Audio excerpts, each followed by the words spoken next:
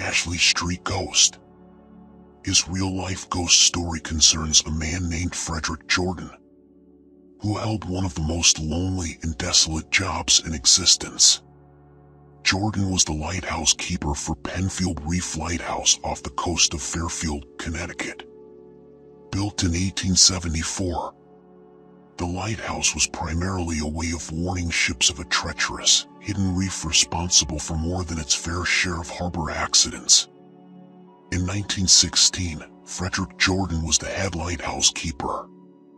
Tragically, he drowned in a boating accident just before Christmas of that year, when he was caught in a gale while rowing home to see his family. Ever since then, lighting and equipment malfunctions in the lighthouse have been blamed on Jordan's spiritual presence. But even more chilling is that keepers of the Penfield Reef Lighthouse often find the lighthouse logbook open to the day Jordan died. And locals have recounted witnessing an unidentifiable figure appearing on the water to help stray boats find their way to safety near the reef.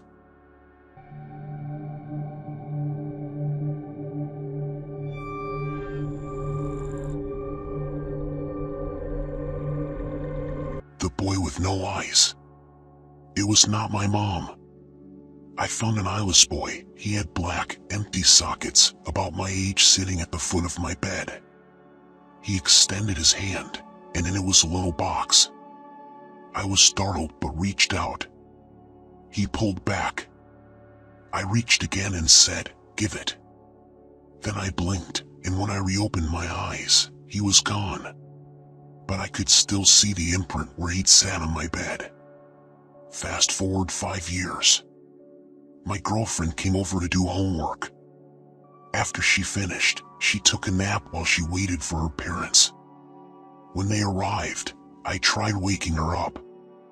She opened her eyes suddenly, looking up at a corner where the wall met the ceiling. She pointed there and went back to sleep. I shook her again. She came to full consciousness, and I explained what she'd done. She looked haunted.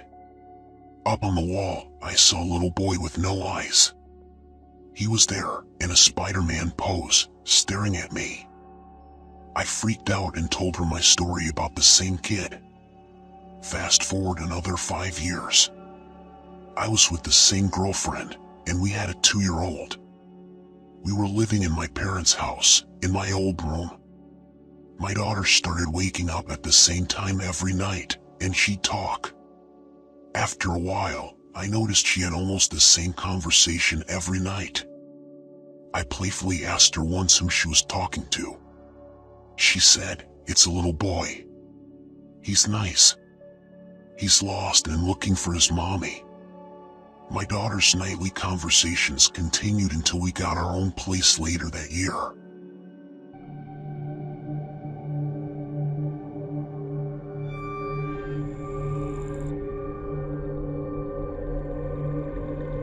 The Eerie Attic. A few years ago, I moved into a 1-bedroom apartment in Melbourne, Australia, they went on to recall. It was my first time living on my own. The apartment block had been built in the 1930s.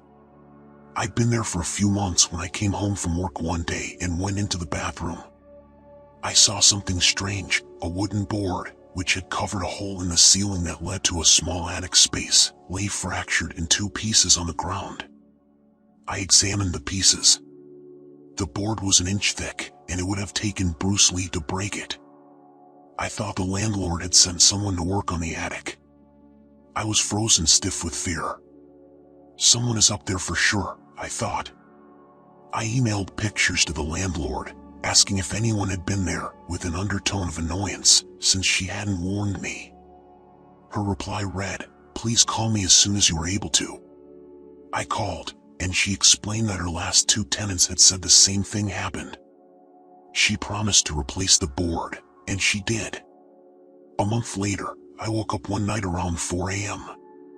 My body was covered in goosebumps. It felt like someone was rubbing his or her hands on me. Everything was silent, but then I heard a dragging sound coming from above my bed. It was as if someone was pulling a sack of potatoes. I froze, convinced someone was up there. There's no way an animal could make that sound. After 5 minutes, I worked up the courage to turn on the light, armed myself with a cricket bat, and walked to the bathroom. That's when I saw that the new board covering the hole was broken in two. I felt sick. The dragging sound had stopped. But I heard something else, whispering. The sound was clear and coming from the attic. It sounded like children's voices, and I could hear one sentence repeated over and over, "It's your turn. It's your turn." I switched on every light in the apartment to make things feel normal. It was 5 a.m. and dark outside. I watched TV to try to unwind. Then a fuse blew. My pet budgie, Dexter, whom I kept in the kitchen, usually never made a sound at night, but he started squawking like he was being strangled. I'd never heard him make those sorts of noises. He was screaming. I grabbed my car keys, ran out, sat in my car and waited there until the sun came up. When I saw people walking their dogs, this comforted me enough to go back in. The front door was open, but I figured I might have forgotten to close it when I ran out. I went to the kitchen to check on Dexter, but he wasn't in his cage. I felt sick again. All my windows were closed, so I looked everywhere inside. When I walked to the bathroom, I heard splashing. Dexter was half drowned in the toilet. I took him out, washed him and dried him. I was so confused. At 8 a.m., I called the landlord and gave her a watered-down version of the night. "Oh, wow, you heard the whispering too," she said. "I stayed in that apartment for another 18 months. I heard the whispering on a few occasions, and twice the board covering the hole in the ceiling moved. Although I live elsewhere now, the landlord recently called. She said that her new tenants had begged to speak with me about some of the stuff that's been going on there. Forget it, it's their problem now."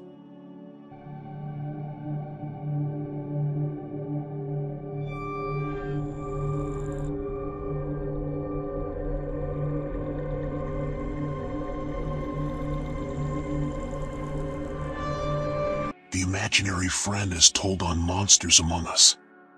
Jacqueline from Oklahoma says that while her memories have faded some over the years, she remembers having an imaginary friend of her own when she was young. Her grandparents, Granny Junie and Pa Hank, lived in a small home with a quiet backyard. Jacqueline recalls visiting them as a child and making daisy chains out of dandelions while sitting beneath a big tree. "I have very good memories of my Pa Hank," Jacqueline said on the podcast. "He would sit under the tree with me and tell me stories. The stories were often about his life and memories of Prohibition. He was actually a very interesting character," she said. "I have some cool stories that I'm grateful that I got to have. The only problem? Her grandfather died in 1981, and Jacqueline was born in 1982. I don't think I ever realized that I was getting stories from a ghost," she said, adding that the rest of the family was aware of his presence in the house.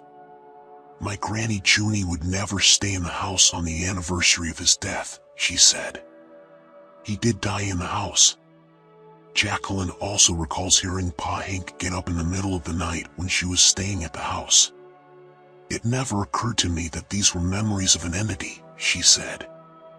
In hindsight, Jacqueline says that even though her childhood imaginary friend was actually her dead grandfather, it casts a different light because it was a relative and not a stranger. "It never felt like ghosts, it felt like talking to my Pa Hank."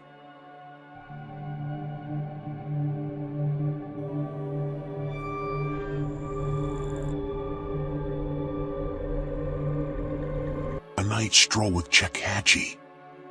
M. Prakash Sharma, the head of this family, regaled us with a story to which he was a witness as a young man living in the hill village. "My cousin, Devdutt, came back home to the village after a year from the town in the plains where he was working in a bank.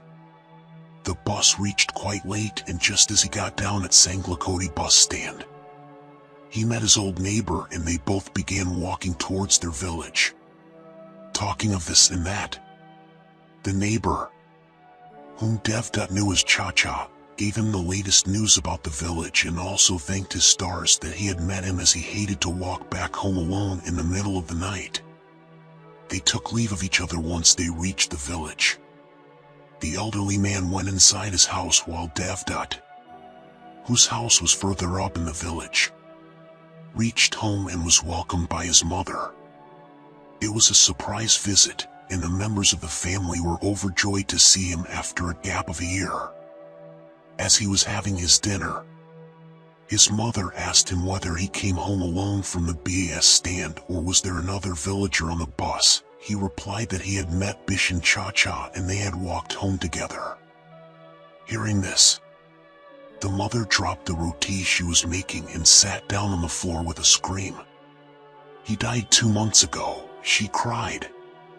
Says Owen Prakash Sharma. "There was panic in the house, and I woke up to a lot of noise and crying.